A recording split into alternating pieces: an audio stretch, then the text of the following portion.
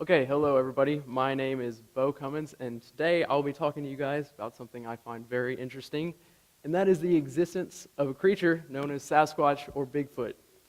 And um, the film I'm going to actually break down is the Patterson-Gimlin film. I don't know if anybody here has seen it. Probably most everybody has seen it, but it was filmed by Roger Patterson and Robert Gimlin.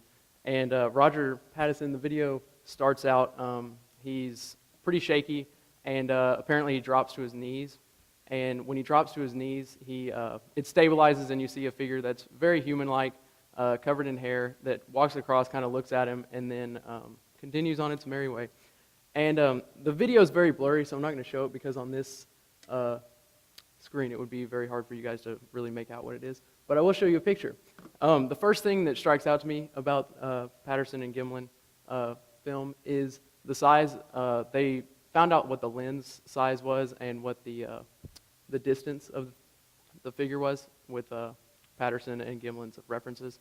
And they determined that the creature was anywhere from about 6'10" to 7'3". And to me, for them to get a guy that big convinced to just go out there and dress in a suit is kind of unlikely. So the second thing I have to say is that if you look towards the chest area, you can see that there are breasts on this figure. So it's a female, and if you're trying to hoax somebody, or society really, and all of society really thinks of Sasquatch as, like a big male figure, why would you find it necessary to put breasts on a costume of something like this? So that's another thing that just kind of doesn't make sense to me as something that they would do.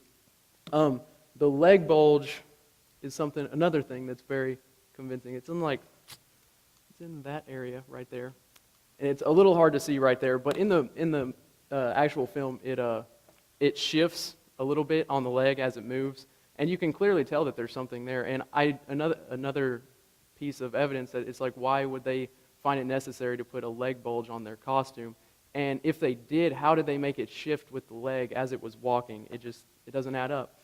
And so another thing is the walk. There's a lot of things that are very odd about the walk, but when humans move, walk, or whatever, we kind of bob our heads a little bit. And as observations over the last 20 years of these creatures have been made, they have said that they don't really walk like us. They tend to keep their head in line. And although this figure, you can tell it has a hunch, the head pretty much stays in the same spot. And for Patterson and Gimlin to know that at that time if they did it, that's awesome. But I don't see how they could really know that at that time.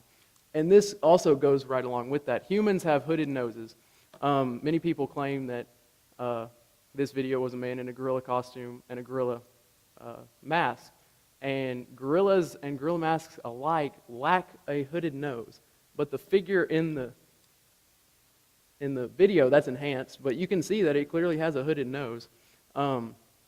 And that's another thing that's I don't know how he would know to manipulate the mask in which the nose would look like that at that time. There's just no observation had been known that hooded nose is like that.